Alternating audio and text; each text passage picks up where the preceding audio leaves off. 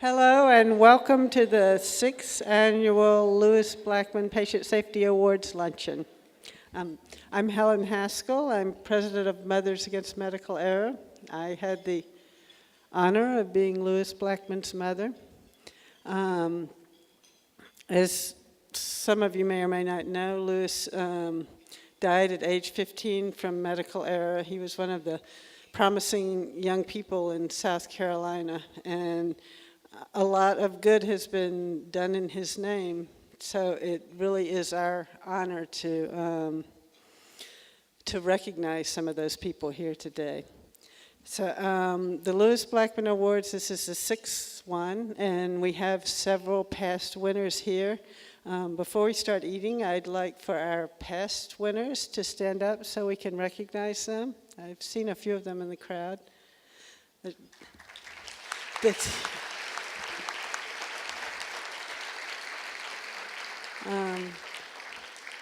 One of the ones who is not here today is, I didn't see everybody, so Jan and Dixie and somebody else who sat down before I could identify them.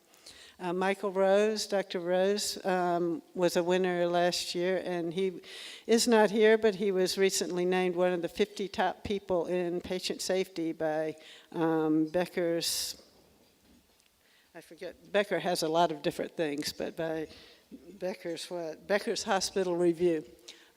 So anyway, I would like now to introduce Dr. J. Moskowitz, who's going to give the invocation.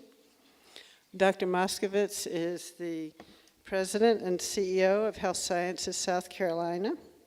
He's the endowed chair for healthcare quality with the Center for Economic Excellence. He's an esteemed leader in American biomedical research with nearly 40 years of experience in academic medicine and health sciences. Please join me in welcoming Dr. Moskowitz.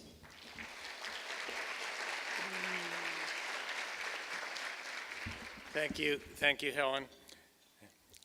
As I recite this invocation, I would like to ask you to please keep your thoughts and prayers for Lewis Blackman and his family, those who were recently affected by the Boston Marathon bombings, the patients presently in your hospital systems or health systems, and the servicemen and servicewomen and first responders who keep us secure and safe and come to our aid in tragedy and emergency.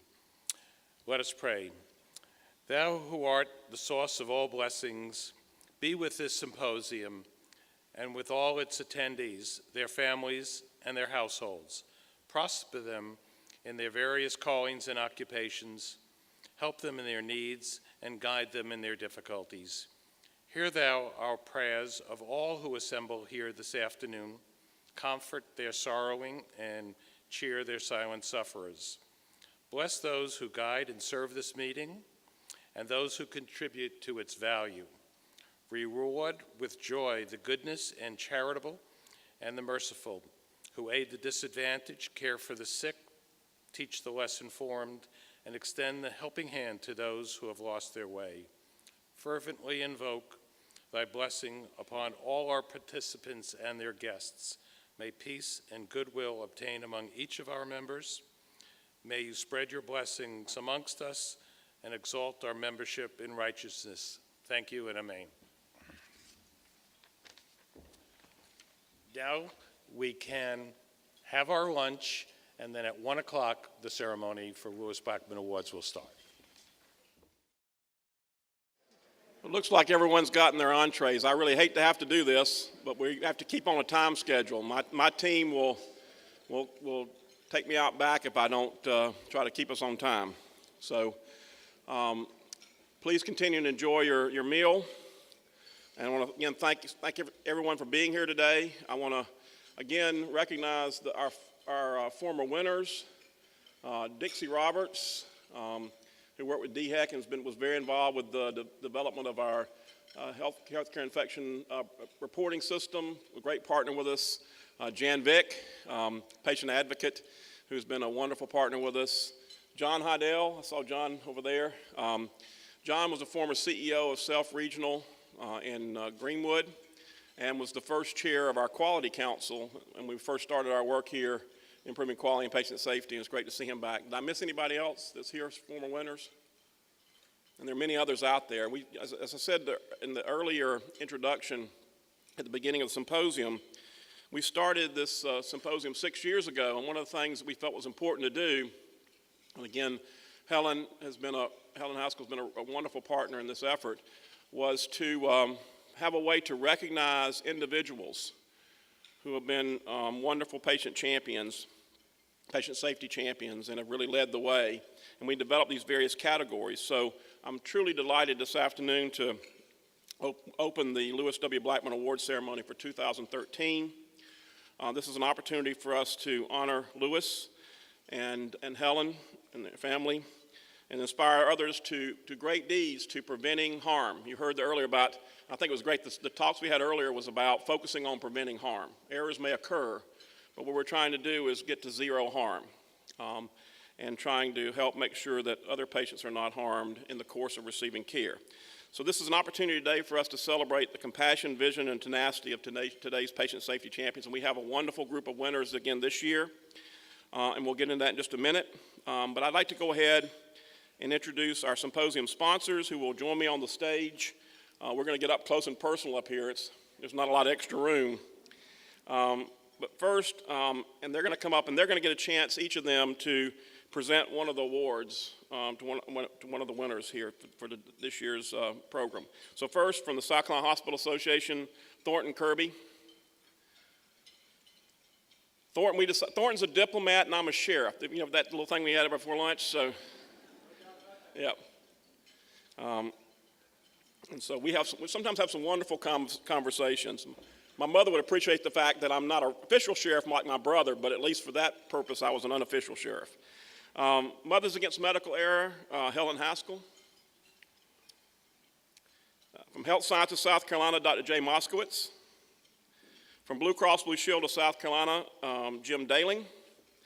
And from PHTS Risk Management Services, Brian Tusink. And I ask you again to thank all of our sponsors for both the symposium and this award program.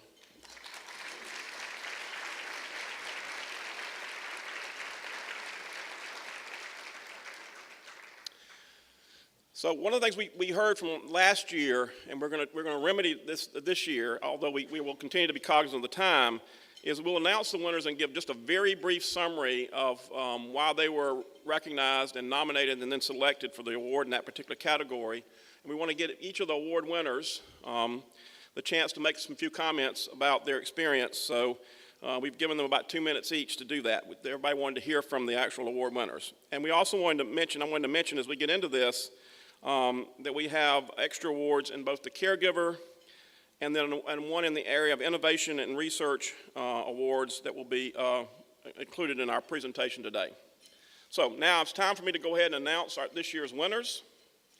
When I call your name, I'm going to ask in each of the categories for you to come up here on the stage, receive your award. I'm going to be, as you come up here, I'm going to be giving a little bit of background, then I'm going to get out the way after you receive your award and give you a chance to make a few comments. So first is the Caregiver Award category, and this is the category for those who are directly involved in patient care and have really been champions both at the point of care delivery but also in helping others from a care delivery standpoint be more safe. And I'm really pleased this year that our award winners in the caregiver category are Dr. Christine Gerber and Dr. Lisa Maselli.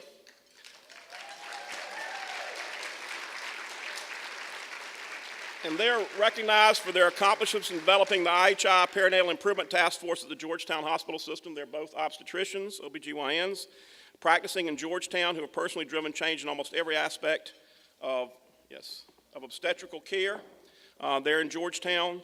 Among other things, they have assisted in the development and approval of evidence-based protocols, multidisciplinary drills for obstetrical emergencies, standardized terminology for fetal monitor tracings, and initiated patient representation on the task force.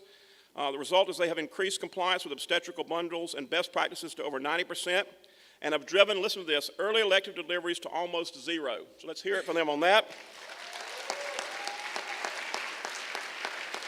I also understand that Dr. Gerber has been a real champion in that hospital system for the surgical safety checklist, or the safety checklist as well. So it goes beyond in all the different settings. And so with that, for their leadership and commitment as physician champions have helped make Georgetown an outstanding institution in both patient safety and obstetrical quality across South Carolina. So please join me in honoring Drs. Gerber and Maselli and give them a chance to make a few comments.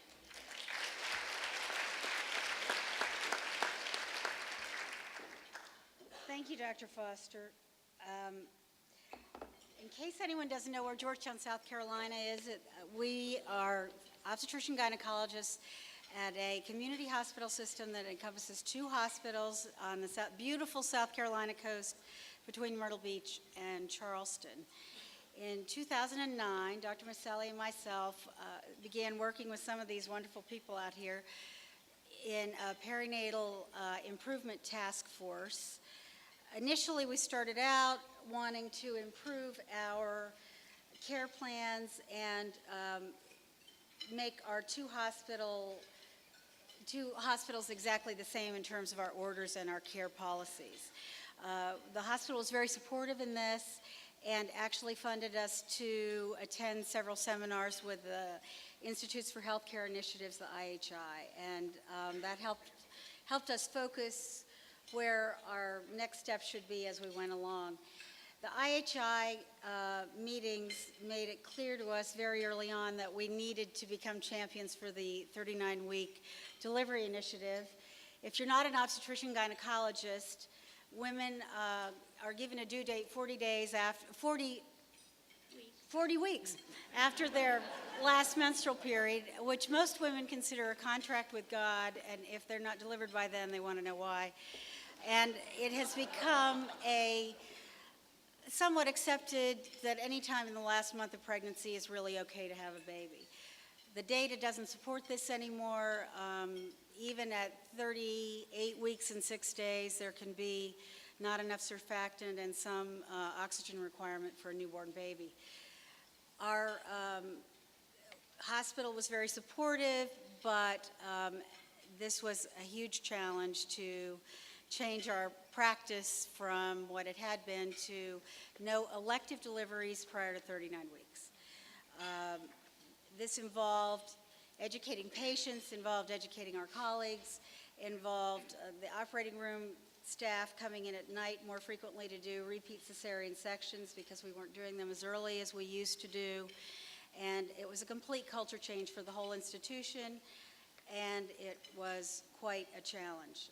We got a lot of support from our nursing staff, from our quality team, and from the administration.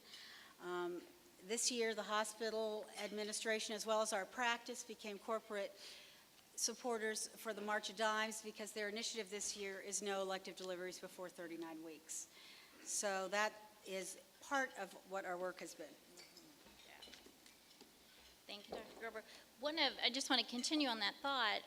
One of the amazing things that we found with initiating the 39-week, no less than 39-week delivery was we started looking at the data and found a lot of interesting findings that weren't on our initial goal list. One of the most impressive we found was in our newborn nursery.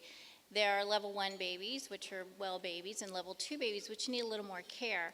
And our level 2 baby days decreased in 2012 by 200 days, and that was a 37% improvement in newborn care. So this was a fascinating finding. One of the other protocols that we initiated and standardized was the use of Pitocin. And for you of those who don't know, Pitocin is a medication used to initiate or augment labor. We wondered, by standardizing some of these and monitoring our Pitocin use, if we would indeed increase cesarean section rate and what that finding was. And in fact, we decreased our induction to cesarean section rate. It was an 18%. The national average is about 50%. So we were very proud of this protocol that we had instituted. In general, we're very proud at our hospital system. Our C-section rate is very low compared to the national average, and we feel that a lot of the standardization and protocols set in place have improved that. Our total cesarean section rate for last year was 23%. Nationally, it's about 34%. Our primary cesarean section rate is 14%. Nationally, that's about 21%. So we've continued to be much less. Am I out of time?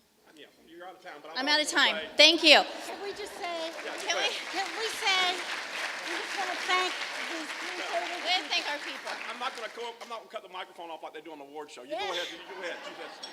Go ahead. No, we just want to, could our three tables please stand up? We were very surprised at all of our support today, and we really appreciate it.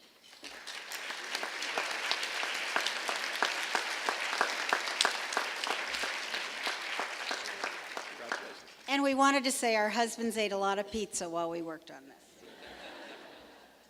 I was going to say, they don't know that the next area we're going to focus on is reducing that primary C-section rate. And so you're going to be a role model because, I'll be honest with you, your rate's much, much lower than the rest of the state. So we're going to be looking to you to help with this. And so our work continues in creating the safest environment for moms and babies. Now, I'll move on to the Healthcare Executive Award. This year, I'm pleased to announce the award winner is Pat Foulger, who is the Vice President of Quality and Risk at Beaufort Memorial Hospital. Pat? Pat is receiving this award because of the leadership, guidance, and support she has provided for patient safety and quality programs at Beaufort Memorial. Through her championing of the hospital's very successful antimicrobial stewardship program, she helped reduce the MRSA, the staphylococcal resistant infections, and reduced inappropriate antibiotic use by 70%. She has worked to decrease readmissions for a variety of conditions through a constantly evolving partnership with community organizations that now include nursing homes, churches, and barbershops. She was doing this before it was in vogue, too, I think.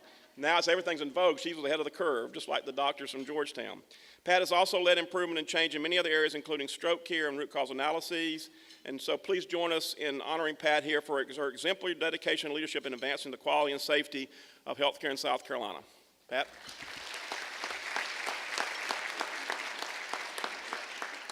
Thank you.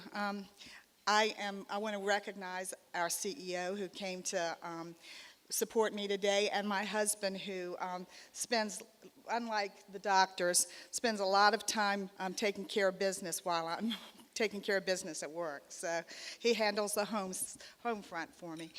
I wanted to just briefly tell you that, like many hospitals across the country and across the nation, it's difficult to sustain good quality outcomes.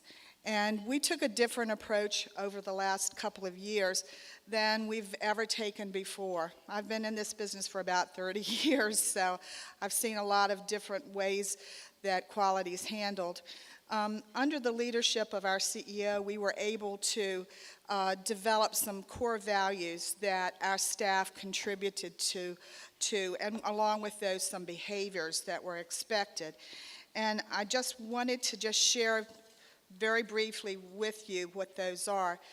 The group that got together worked 11 or 12 months, and the values they established that support quality and are actually the cornerstone for it are integrity, compassion, communication, responsibility, and safety. And we tied the job descriptions and our performance appraisals and our gain sharing program to outcomes that were specifically outlined as behaviors that were expected by our staff. This required us to have teamwork, and I have a wonderful team that gave me, actually nominated me for this, but they really deserve the honor, because they're the ones that are on the floors, making sure that the teams are keeping things going. So I'm pleased that my staff wanted to honor me, but I'd really like to recognize them, who are not here, but who wanted to be here today, and who are a great group of people, as you can tell. Thank you.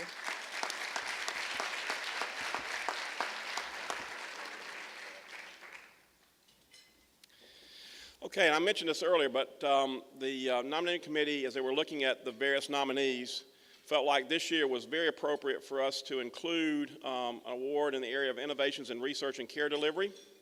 And I'm especially delighted to introduce the winners this year, Dr. Bill Berry and Lizzie, or Elizabeth Edmondson, better known as Lizzie, the program director and senior project manager of Safe Surgery 2015 from the Harvard School of Public Health.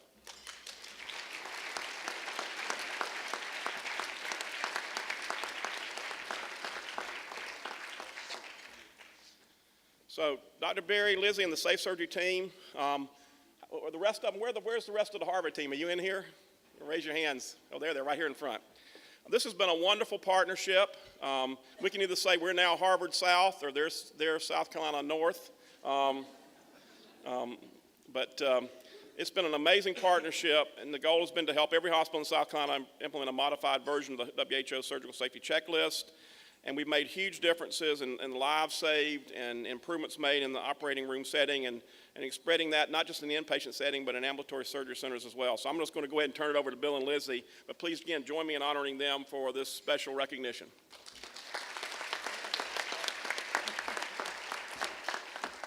Up where, where Lizzie used to be from, because she moved to Seattle, but she's still part of the team with us.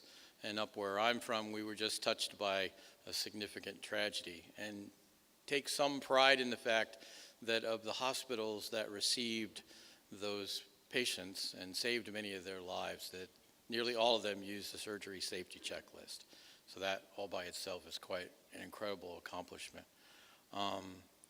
We've been here working together with our partners in South Carolina, and actually what I would like to do, if I can, is to have all the people at the Hospital Association and anybody else in the crowd that's had anything to do with the implementation of this particular piece of safety work, if you could stand up, because I think are they here? Please, Ashley, come on, guys. Be proud and stand up. Yeah, everybody that this has touched.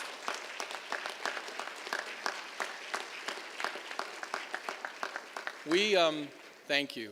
We brought our team down for this very special time, and it's quite an honor to be recognized as Yankees for work that you've helped, hopefully, to move ahead in the state of South Carolina. It's been an incredible ride for me since before the WHO surgery checklist was ever made, to Geneva and London and around the world, and then finally to South Carolina. When we started this out, I know Lizzie and I have talked about this a lot, we had no idea that what we were really doing was building a new family, and have felt that way during this work the whole time that we've been here.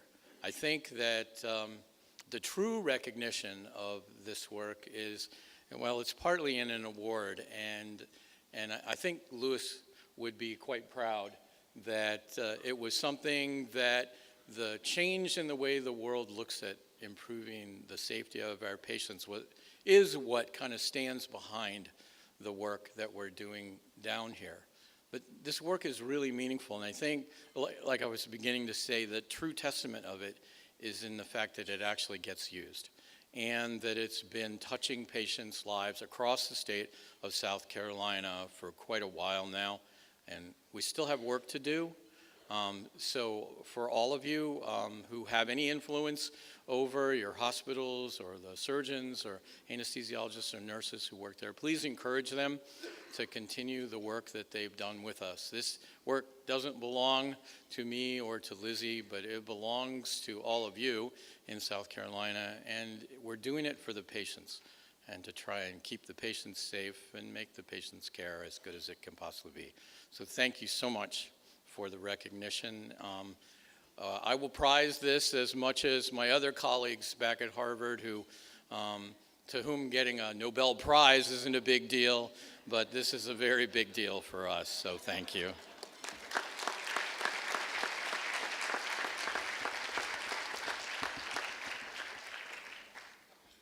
I like that.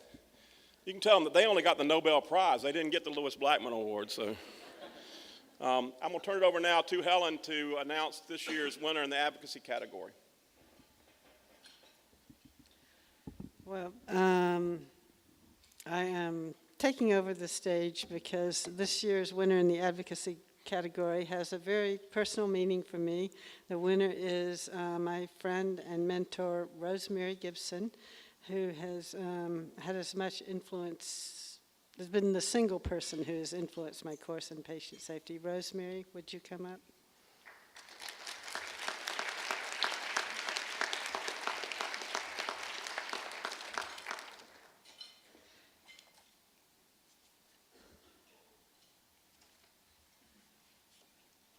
You know, I shouldn't need notes, but I'm afraid of leaving something out. Rosemary, here is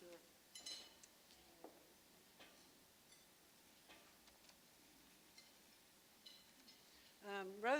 Rosemary first came to South Carolina working for the Robert Wood Johnson Foundation with the Pursuing Perfection grant at McLeod Hospital.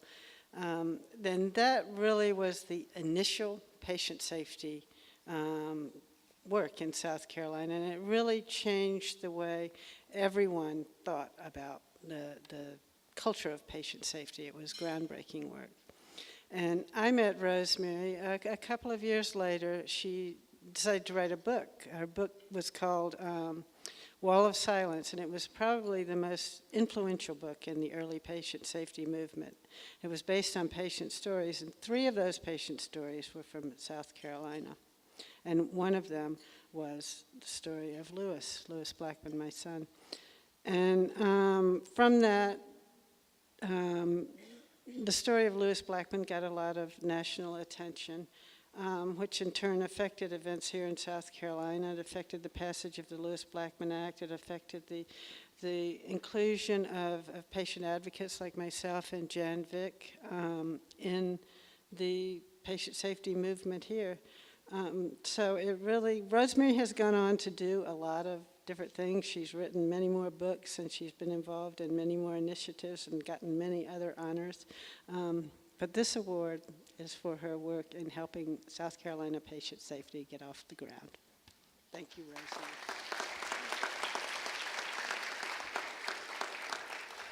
Rosemary. Good afternoon, everyone. Just briefly, I first met Lewis Blackman in August of 2002 when I was writing the book Wall of Silence. And I'm grateful to Lewis and to his mom and many other patients and families who taught me the reality of what we were doing in healthcare. And it changed my work, and it had a dramatic influence on the course of my career. And it prompted me while I was at Robert Wood Johnson Foundation to invest in helping hospitals around the country set up rapid response systems. And when I first called Helen, I said, we're going to do this. She said, well, as only a patient or family member would say, can the family or patient call the team? That's why we need patients and families at our side. Briefly, as you go ahead, here's something else that Lewis can all teach us, and it's about the topic of overuse, which came up today a couple of times. If you read the book, The Treatment Trap, there's a chapter in there about Lewis's other story about overuse. And the quick message is patients and families need to be informed about the risks as well as the benefits. And when we're informed about the risks, we tend to choose a lot less medical care. And if you want to become a high reliability thing, which I think is terrific, the thing to bear in mind, it's only good if patients really need it. It's no good if you're highly reliable on things that patients don't need, because there's always risk. Thank you for all you do. I think Lewis would be really proud of all of you. I think he's really proud of his mother. 1,000 blessings to each of you.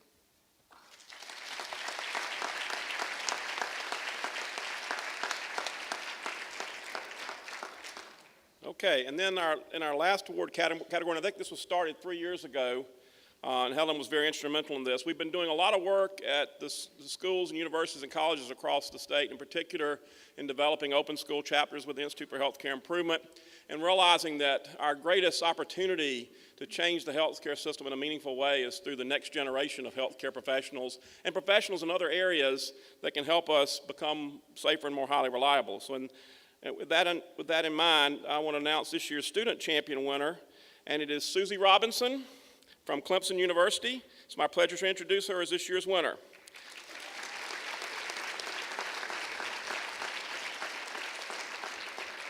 And I have to admit, those you already know, I'm especially proud of her because she's at Clemson University.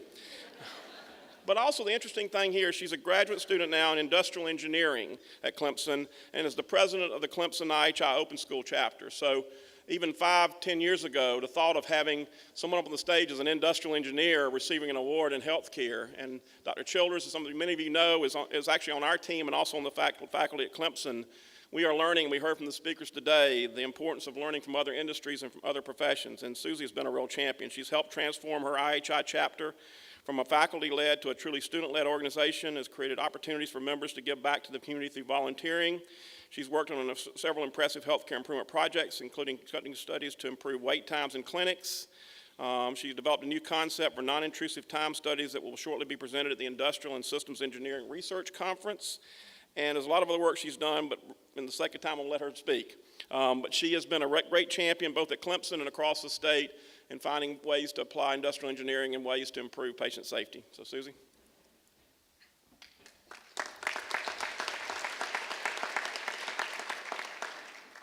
I'm honored and privileged to be this year's recipient of the Lewis Blackman Patient Safety Champion in the student category.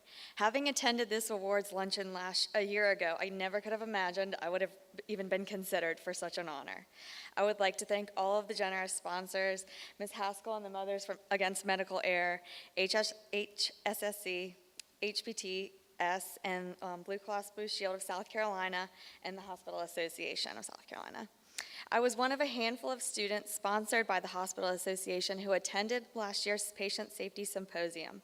It was and is a privilege to be around and learn from so many of you, leaders in our state dedicating your efforts to improvements in patient safety. I'm a graduate student in the Department of Industrial Engineering at Clemson University. This semester, I've worked under the advisement of Dr. David Nyans, a professor in my department who specializes in ergonomics and applied statistics.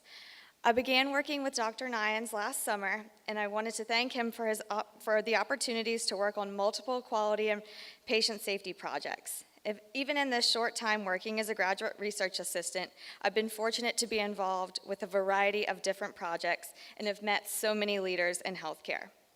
Our department has a strong partnership with Greenville Health System, and I'm currently involved with several improvement projects there. I can say with certainty that the support of the South Carolina Hospital Association bringing open school to campuses around our state has been a foundation for my opportunities. Involvement in this interdisciplinary group has opened my eyes to the struggles that administration and providers alike are working through to improve the healthcare system. Serving as president for our open school chapter, last year I feel our biggest accomplishment have been developing 2 volunteer opportunities for our members. We're working to establish a relationship with a program called Clemson Life, which is a post-secondary program for students ages 18 to 23 with intellectual disabilities. The second opportunity we've been working to coordinate has been joining with the South Carolina Benefit Bank. The Benefit Bank uses technology and collaboration to improve the financial, health, and household stability of our state's families. Though these projects are in the beginning stages, I'm excited for our chapter's involvement both on campus and outside our community. I cannot express my gratitude for Mr. Kirby and Dr. Foster's constant support of the Clemson IHI Open School. And most notably, I would like to thank Dr. Ashley K. Childers, the faculty advisor of our chapter, for her constant role as a mentor to me and many other student leaders at Clemson. Thank you.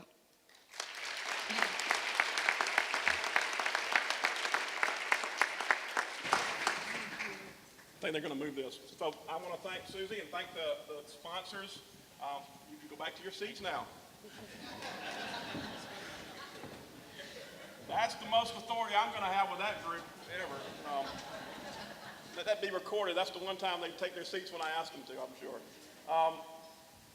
I will say this in closing.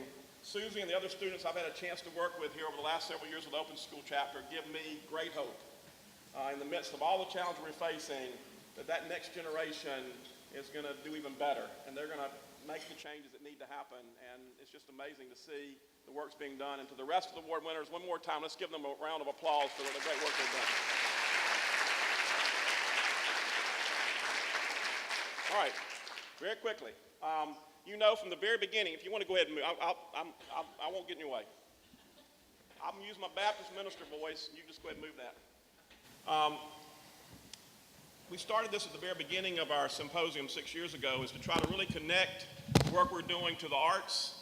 I remember when I was first going into medicine, one of the things that really attracted me was the idea of the combination of the science and the arts. And over the years, I think in many cases we've lost the arts part of medicine in focusing so much on the science. So some of the things we're talking about as far as changing behavior and working together as teams is part of the art of medicine. And so we've tried to make sure that we had some type of a art-related musical performance. This year, I'm especially delighted to welcome a Charleston-based vocal harmony group, the Voices of Deliverance, to our stage. Made up of some of the state's finest singers and musicians, they receive rave reviews after each stirring performance. They will perform several energetic pieces that will demonstrate how music can unite and inspire us. This is from Billy Joel. I think music in itself is healing. It's an explosive expression of humanity.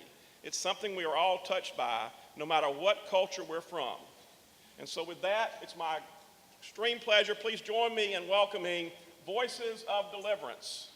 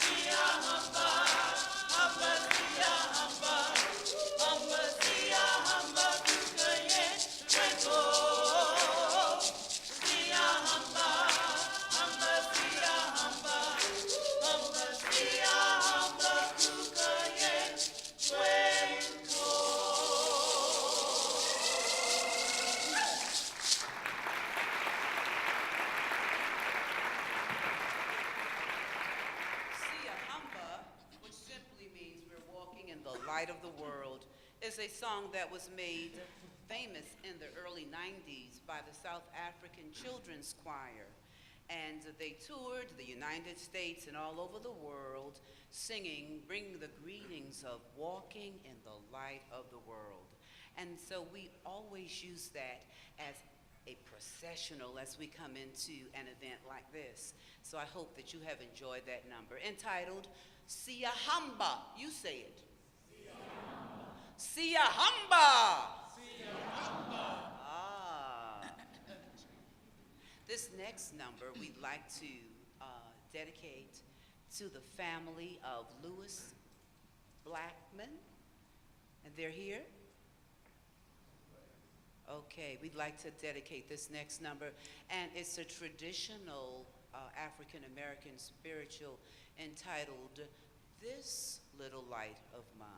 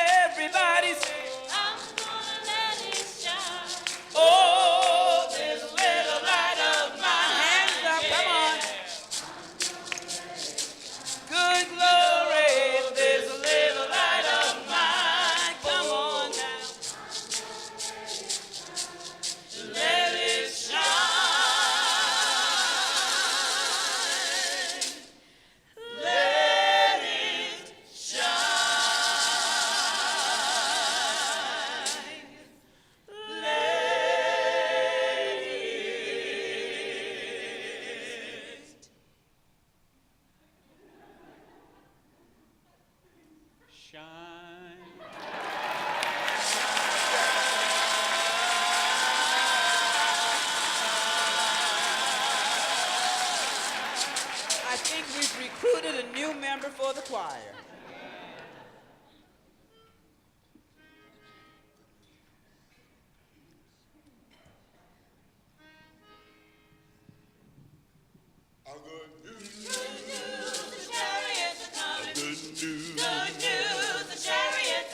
Good news, the chariots are coming, and I don't want it to leave me behind. Good news, the chariots are coming. Good news, the chariots are coming. Good news, the chariots are coming, and I don't want it to leave me behind. There's a long white robe in the heavens, I know. A long white robe in the heavens, I know. There's a long white robe in the heavens, I know. Don't want it to leave me behind. Good news, the chariots are coming. Good news, the chariots are coming. Good news, the chariots are coming. And I don't want it to leave me behind. Good news, the chariots are coming. Good news, the chariots are coming. Good news, the chariots are coming. And I don't want it to leave me behind. Shoes in the heavens, I know. There's a pair of shoes in the heavens, I know. And I don't want it to leave me behind. Good news, the chariots are coming. Good news, the chariots are coming. Good news, the chariots are coming. And I don't want it to leave me behind. Good news, the chariots are coming. Good news, the chariots are coming. Good news. I don't want it to leave me behind. Good news, the chariots are coming. Good news, the chariots are coming. Good news, the chariots are coming. And I don't want it to leave me behind. Well, it's good news. Talking about good news, the chariots are coming. Good news, the chariots are coming. And I don't want it to leave me behind.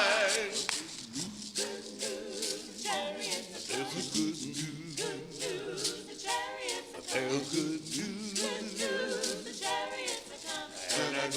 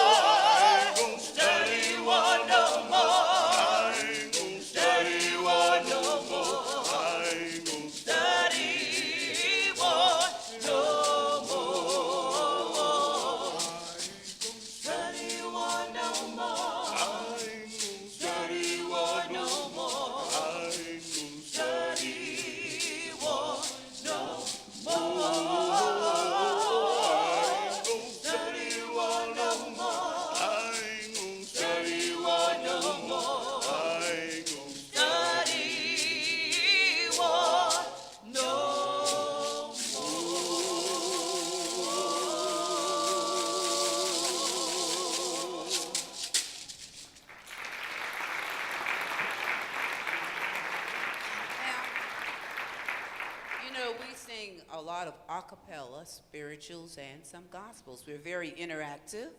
And so, of course, we've got a new member in the choir, as you know.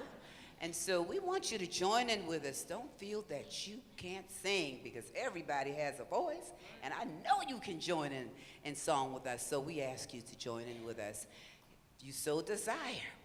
This number is entitled, Glory, Glory, Hallelujah.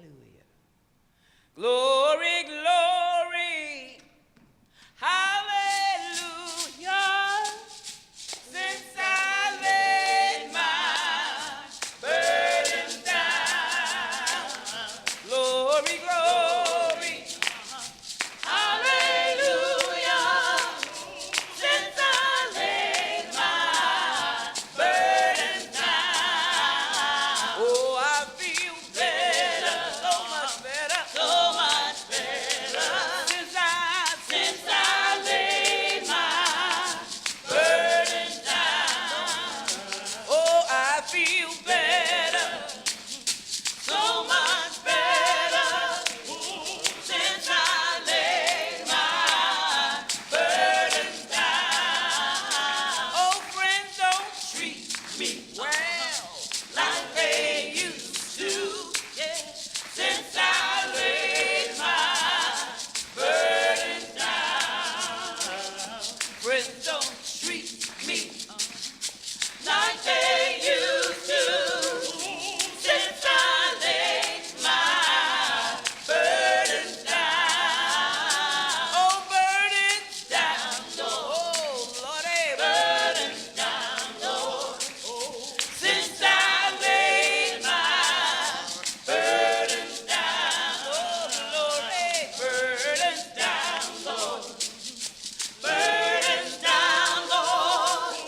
Since I laid my burdens down. Oh, glory, glory, hallelujah. Since I laid my burdens down. Glory, glory, hallelujah. Since I laid my burdens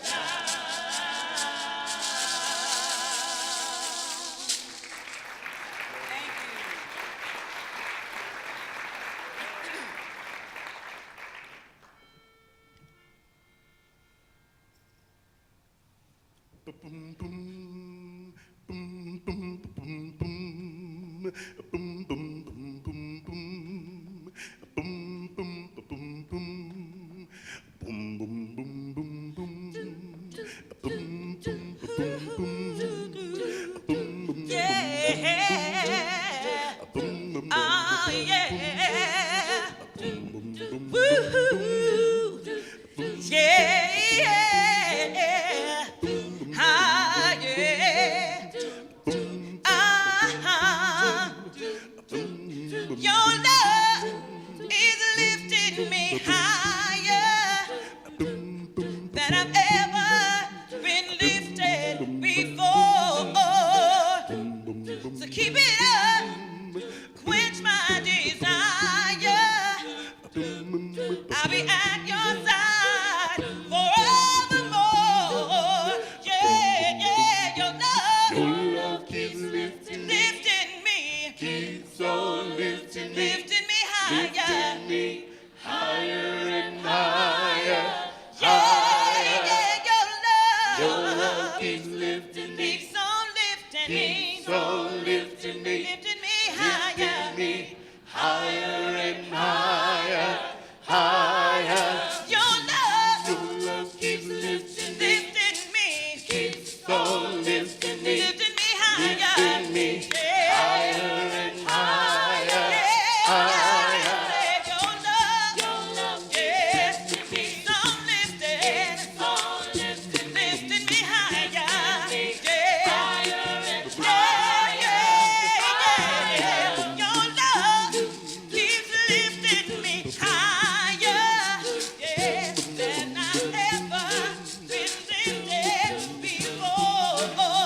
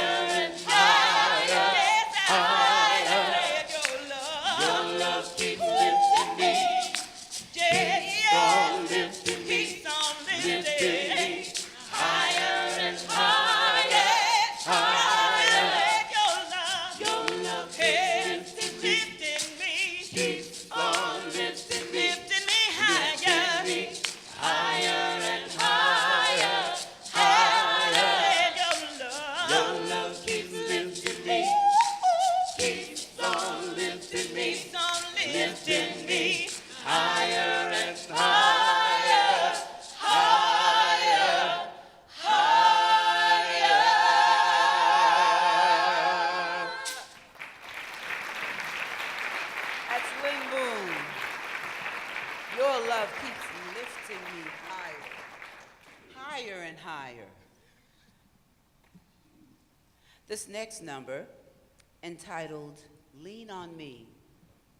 When you need a friend, when you need help, ask for help. And if you ask, someone will come to your aid. It segues into united we stand, divided we fall. We stand together in unity, sisters and brothers dwelling here together in unity. As we sing, Lean on Me.